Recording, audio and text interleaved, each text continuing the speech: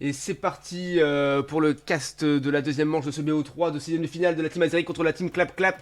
Donc nous avons Shea qui prend Shea qui a pris Gouplin, Argo qui a pris Guerryland, Sax qui a pris Ronflex, Oni qui a pris Chifours et Bulbi Gévarley. Une team un petit peu cancer j'ai l'impression par ici. Face à Upa, Flagados, Miu, Muscoto et Cisaiox. Oh c'est marrant car Muscoto et Cisaiox et Flagados avaient été pris par l'équipe Azeri juste avant.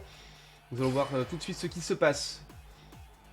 On va suivre Shea avec Gouplin qui va bot lane avec Sac, tandis que Bulbi va en jungle, évidemment comme d'habitude. Ça prend des petits creeps. Ça ne veut pas. Si ça prend encore un creep. Ça ne prend pas celui du bas. Si ça y va, ok. On va jouer. Alors Muscoto qui stack hein, pour la team Clap Clap en haut.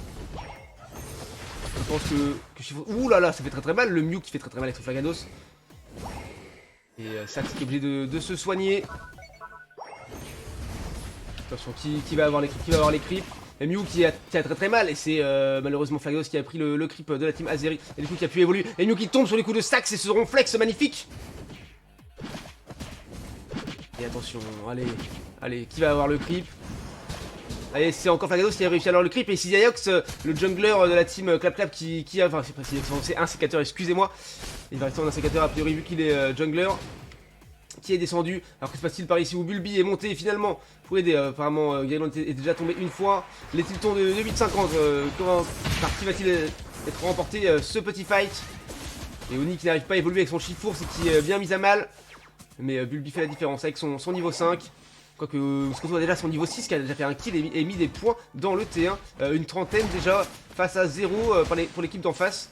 Et Oni qui est encore obligé de rougler. En même temps la lane Upa Muscoto est très très difficile à jouer avec les portails. Muscoto qui revient tout le temps et sa régène de vie qui est relativement incroyable. Et Oni qui a failli tomber sous les coups. Et pas Muscoto et qui remet encore 8 points. Qui va être déjà à 4 stacks à mon avis. 3 ou 4 en tout cas. Et ça joue invade avec un sécateur et ou pas, très très sale et du coup Sax est obligé de venir aider. Ouh, Bulbi qui tombe sous les coups d'un sécateur. Oni et Argo qui sont obligés de venir. Mais un sécateur qui fait très très mal avec les portails ou pas, c'est infâme. Et le gros invade qui est efficace, 109 à 0. C'est très très compliqué pour la team Azeri pour l'instant. Ils n'ont pas de farm à prendre, pas de red buff et blue buff. Parce que c'est la team Clap Clap qui prend tout. Ils ont essayé de jouer une nouvelle méta. Oh, le pentakill de un sécateur, mais c'est horrible ce qui se passe pour la team Azeri. Et un sécateur qui est vraiment très efficace et on voit que ils ont été dégoûtés d'avoir joué contre un sécateur tout à l'heure et qu'ils ont décidé de sortir leur meilleur pick. Et c'est plutôt pas mal. Le fight des tiltons du milieu a été remporté par la team Clap Clap également. On va retourner voir en bas ce qu'il se passe pour les tiltons de 7-20. Ils sont là, ils sont 5. Ils sont 5 ici.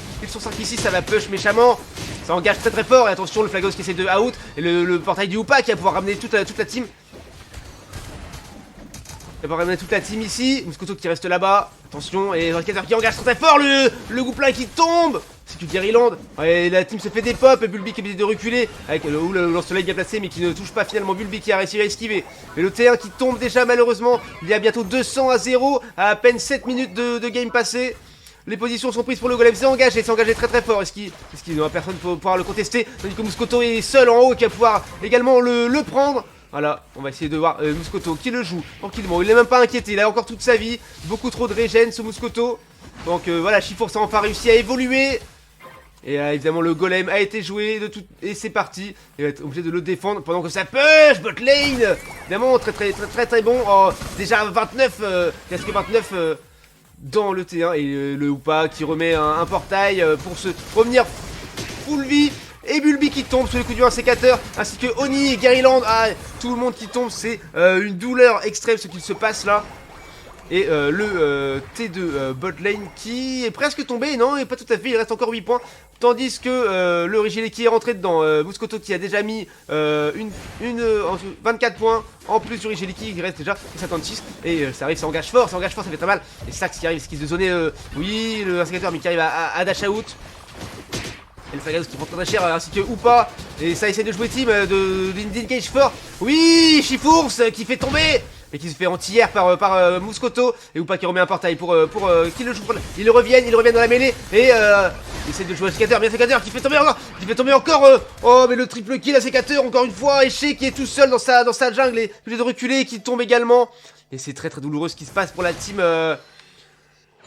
Azeri où ils se font full contrôle, full push par la team Clap Clap.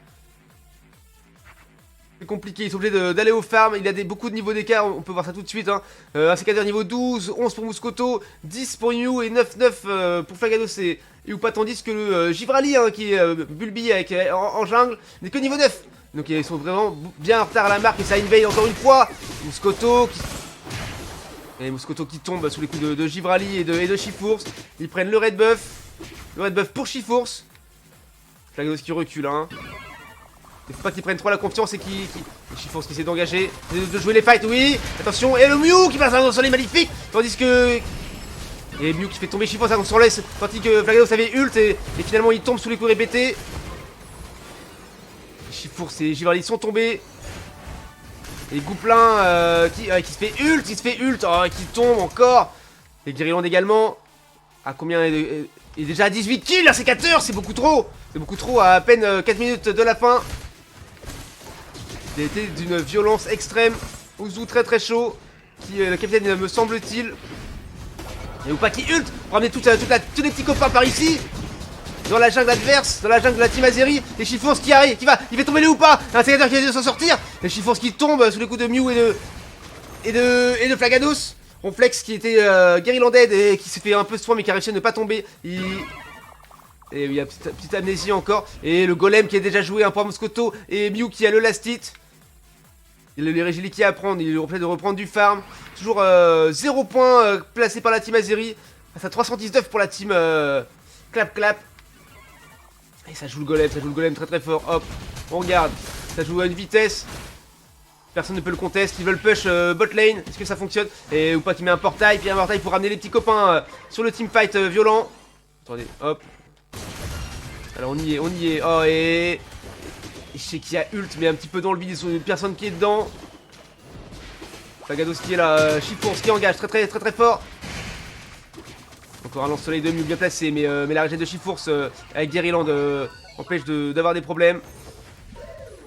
Ouh, et la boule lec de Mew qui fait très mal, alors une fois de plus à Shifours. C'est compliqué, hein, en retard à la marque, déjà de niveau 13, donc ça passe plutôt bien. Toujours 0. Et le Régiliki étant passé dans le T de top lane, ils sont désormais à 378 points. Et vraiment dans une galère. Mais tant que le fight final n'est pas joué, il y a encore moyen de flip, de smite le Rayquaza et d'aller mettre beaucoup de points dans les T1 et T2 adverses. S'il place 500 points, ça remonte très fort à la marque. Parce qu'il a qui se fait zoner, attention. Ouais, très sale ça, les sorts de Mew, hein, tout en reculant, qui vont les poursuivre. Mouscoto qui est ici, qui attend, qui essaie de protéger. Et voilà, il reste quelques secondes. Ça prend les positions très fort et très loin. Dans les buissons. Oui, jolie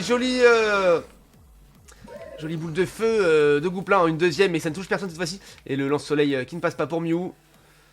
Sur les sacs qui n'ont pas besoin de le jouer, ils vont juste essayer de le défendre. Ah, et un sécateur qui engage le Ronflex. Et Shea qui ult ici pour protéger les petits copains. Il a bien raison. Le Mew qui fait un lance-soleil qui ne touche personne. Il fait du Gouplin qui fait encore très mal à Flagados. Et un sécateur qui green dans la jungle et qui fait tomber Shea, qui fait tomber Gouplin également. Avec le lance-soleil de Mew. Ronflex qui ult. Et un sécateur qui out pour aller péter.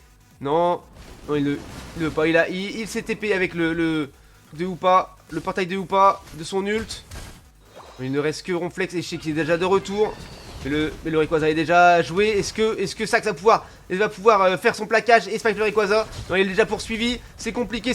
Allez, Gouplin, est-ce que tu as un ult qui est revenu? Non, je ne crois pas. Et c'est Oupa qui a le smite du Rayquaza. Et donc, nous savons que c'est déjà perdu pour la team Azeri. Malheureusement, vous dites FF, je ne suis pas sûr.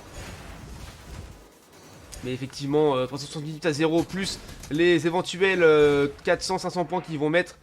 Et ils ont FF, malheureusement. Bravo à la team Clap Clap pour cette deuxième manche du BO3, d'essai de finale. Donc un partout, et ça se jouera à la troisième manche, bien sûr.